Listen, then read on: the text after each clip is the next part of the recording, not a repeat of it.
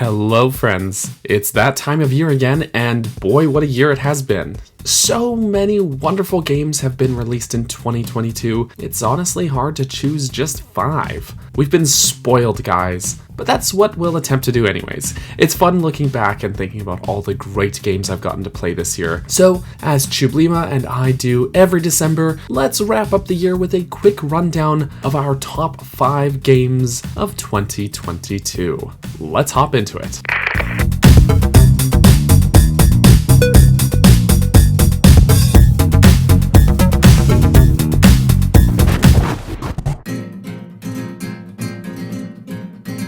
Pokemon Legends Arceus, but not Scarlet and Violet? Yeah, about that. So it's no secret that I'm not the biggest Pokemon fan. I like Pokemon, but in a very casual way, and certain tropes such as random encounters just irritate me and feel antiquated. But Pokemon Legends Arceus in a big way feels like the series was actually attempting to evolve. The wild Pokemon themselves feel like an actual threat. You can get murdered by a Snorlax out in the wild. The battles are integrated into the world design wonderfully, and the ability to attempt to catch a Pokemon without grinding through some long slog of a battle screen was a great shakeup. The overall gameplay loop is the most engrossing a Pokemon game has ever been for me, even if visually the game kinda looks like crap. It is more baffling to me then that Pokemon Scarlet and Violet feels like such a regression compared to this game. Granted, the world is actually more open, but the controls feel stiff and the new catching mechanics tossed aside. But maybe they felt empowered and able to experiment with things by labeling this game as a spin-off. But hey, Game Freak, that experimentation was great. Continue this trend. Don't play it safe. Keep trying new things, because with this game, you were headed 100% in the right direction. And in my opinion, Scarlet and Violet just doesn't hit the same highs that this game did. Feels like you've got one foot in the door and one foot out. I adored my time with Pokemon Legends Arceus in a way that I never have with another Pokemon game.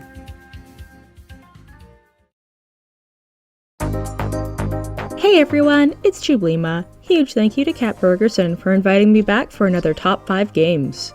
Today I'm here to talk to you about Kirby and the Forgotten Land, and this is a game that I personally had a ton of fun with this year. It had great gameplay and truly felt like they moved in a new, more adventurous direction with this game.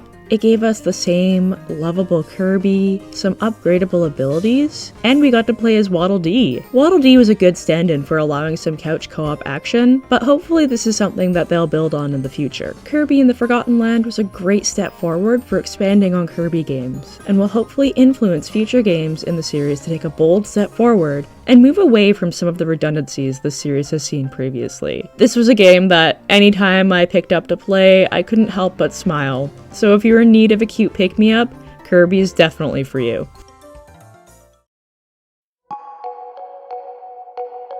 Cats. I'm a cat. This is a cat. Cat game. Oh no, the robot made me cry. Okay, jokes aside, Stray is impressive. This is a tiny little debut indie game, but just look at it.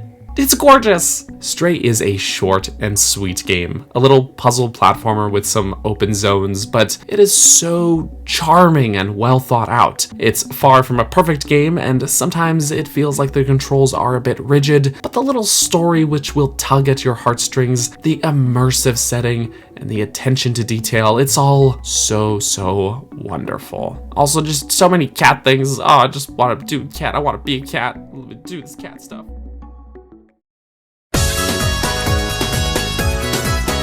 I have always loved Splatoon, and by always I mean since 2015 when the first game came out. But Splatoon as a series is refreshingly different and so wacky in the best ways. It is also deceptively very competitive. I don't usually get into very competitive games, but something about Splatoon just hooks me. Splatoon 3 is, at a glance, just more of the same. But once you start playing it, it's hard to go back to 1 or 2. There are so many tweaks and refinements that add up in a big way. This is the best that Splatoon's gameplay has ever been. This is also the best Splatoon Splatoon's single-player campaign has ever been. I enjoyed the story mode of the first game, but then felt like Splatoon 2 was just more of the same of that. Splatoon 2's Octo expansion DLC was a wonderful shakeup, and now Splatoon 3 feels like the perfect marriage of all those ideas. It is, in many ways, the best of both worlds. But let's be honest, the multiplayer is the main attraction here, and it is addictive. I've already sunk more hours into Splatoon 3 than I ever did the first two games combined. I've also ranked up in Anarchy, this game's ranked mode, higher than I have ever done in the previous games. I hit S+, guys! I'm so proud. So in short, Splatoon 3 is the best kind of sequel. It builds upon the foundation of the previous entries, keeps the best aspects of those games, and improves and refines everything else. It is difficult to put into words the appeal of this game, but it honestly worked itself up to be one of my favorite Switch games ever very quickly. Before we get to the last spot, some honorable mentions I'd like to toss out there. Blossom Tales 2: The Minotaur Prince is a wonderful little game, and the sequel to Blossom Tales: The Sleeping King. And just like the first game, it's a wonderful 2D Zelda-inspired adventure, and it is awesome. This time, the dungeon design and item utility is even better than the first game, and I can't recommend it enough. Also, I'm squeezing this in after the fact because this game came out after the rest of this script was written. Little Gator Game is a special little indie game that at first seems like a Zelda-inspired adventure, and it is, but quickly becomes a personal little story about growing up, particularly the relationship between a younger sibling, the little gator, and his big sister, and it is absolutely touching. I speak from experience being a younger sibling myself, but when you're the youngest kid, that also means you're the last one to grow up. So sitting there and still being a kid, wanting to do kid things, and seeing everyone else around you mature into teenagers and adults and having to do boring adult things can be difficult. It feels like losing a friend in a way. Granted, that's not really what's happening, but from a childlike perspective, that's how it can feel at times. And that's what Little Gator Game is truly about, the relationship between this guy and his sister, exploring the nostalgia of their childhood together. It's a really special game and a really fun sort of mini open world game, something with some mechanics from Breath of the Wild, but on the scope of a short hike. It's a truly wonderful game and hit me right in the feels in a way that I didn't expect. So go check that game out, please. It really is special. Anyways, on to the last spot.